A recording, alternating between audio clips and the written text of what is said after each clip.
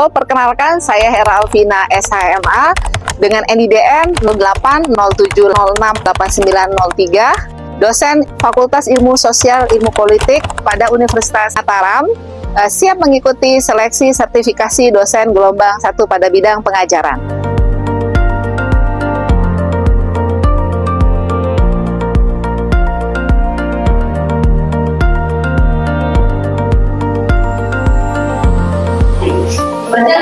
Iya nih, mengajak lah duluan ya.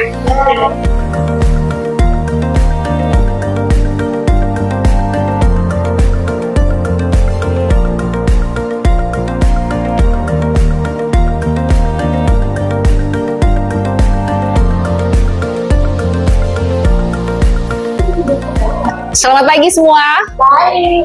Bagaimana kabar kalian hari ini? Oke, ya. Jadi sebelum kita memulai mata kuliah Hukum Tata Guna Tanah, jadi saya akan sedikit bertanya dulu kepada adik-adik apakah sudah paham mengenai materi minggu lalu tentang pengadaan tanah. Bisa mungkin direview sedikit? Bisa angkat tangan yang bisa mereview untuk pengadaan tanah untuk kepentingan umum? Saya, Bu. Oke, Beverly. Jadi pengadaan tanah untuk kepentingan umum ini permasalahannya adalah bagaimana ganti rugi oleh pemerintah, Bu. Selama ini menjadi persoalan di Kota Mataram ini, pemerintah atau masyarakat itu sendiri merasa memang tidak ada win-win solution terhadap pergantian atas tanah masyarakat yang sudah diambil oleh pemerintah itu.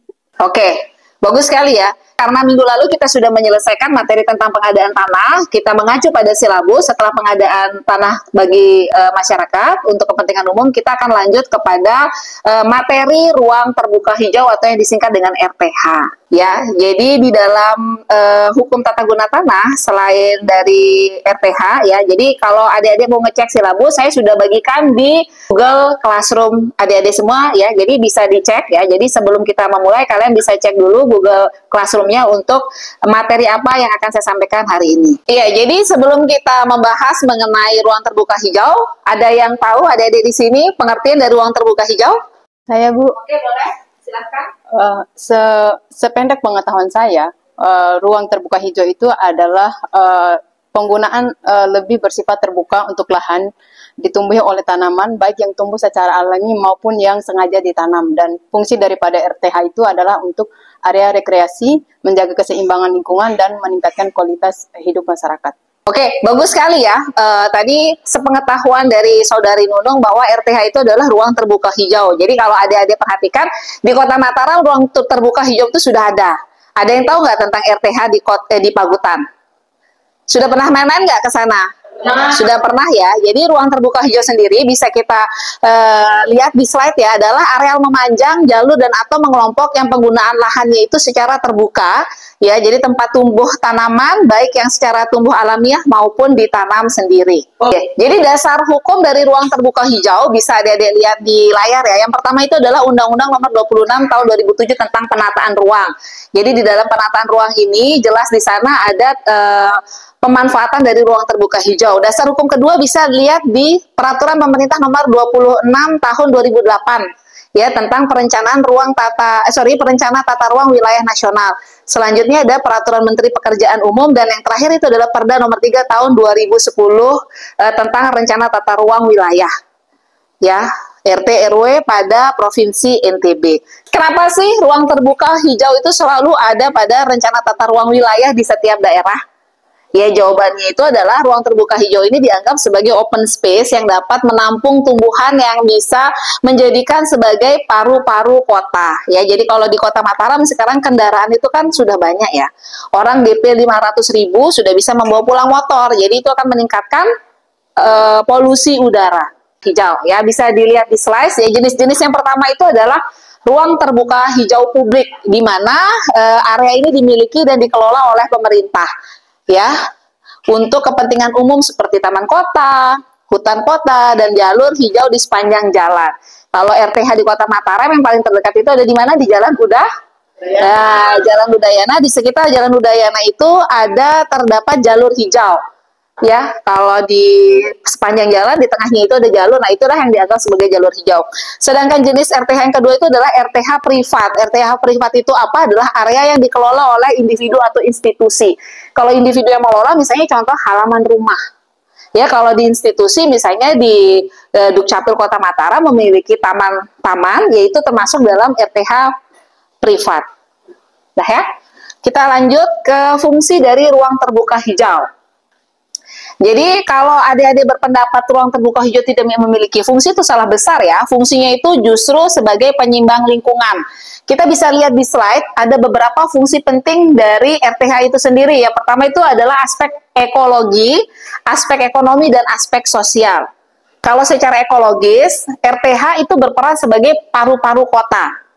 Ya, tanaman itu kan apa? Tanaman itu menyerap atau mengeluarkan karbon dioksida.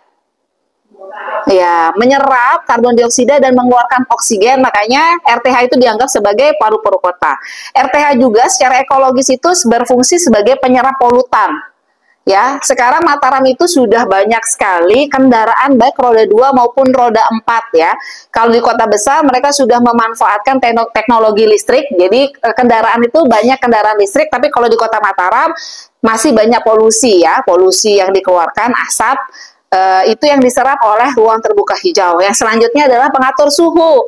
Loh kok bisa Bu pengatur suhu ya? Karena tanaman sendiri itu dapat menghasilkan oksigen yang bisa membuat apa?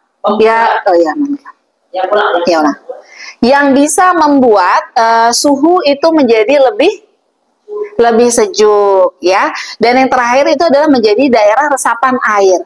Kalau kita lihat 2 hari belakangan ini ya, kota Mataram diguyur curah hujan yang sangat tinggi mengakibatkan banjir. Siapa yang kemarin rumahnya kebanjiran?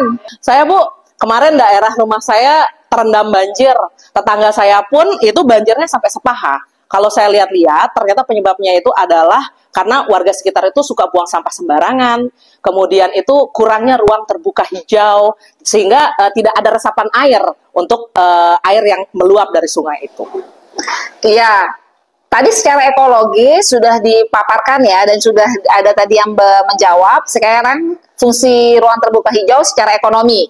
Jadi secara ekonomi RTH ini dapat menjadi potensi wisata dan menjadi daerah perdagangan kecil atau UMKM. Jadi kalau kita lihat di taman kota ya, jangan hanya mengacu pada Taman Udayana, tapi ada di Taman Selagalas itu, taman apa namanya?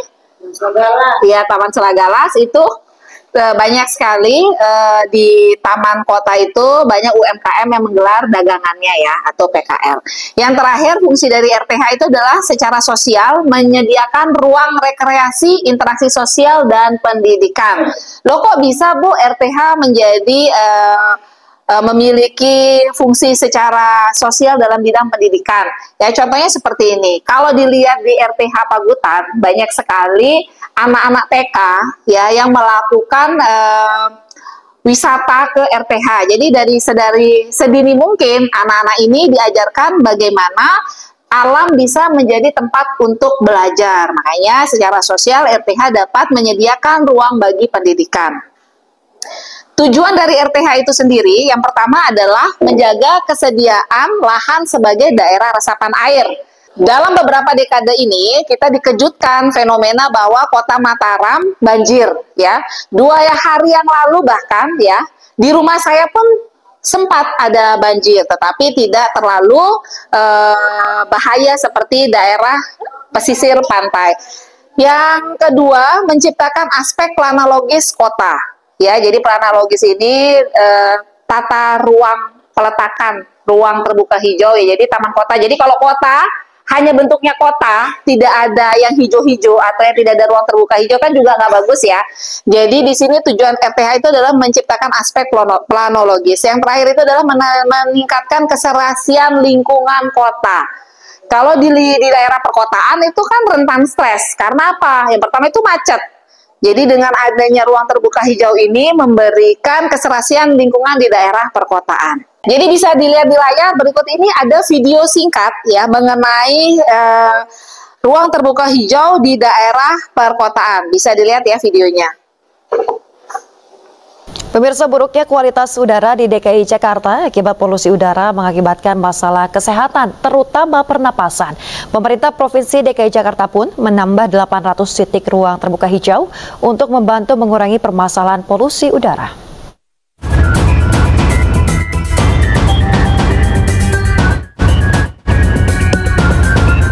Polusi udara di Jabodetabek semakin parah dan banyak memakan korban, terutama masalah kesehatan pada balita, anak-anak, dan lansia. Pasien ISPA dan pneumonia meningkat hingga 30%, sehingga bisa mencapai 200 ribuan pasien.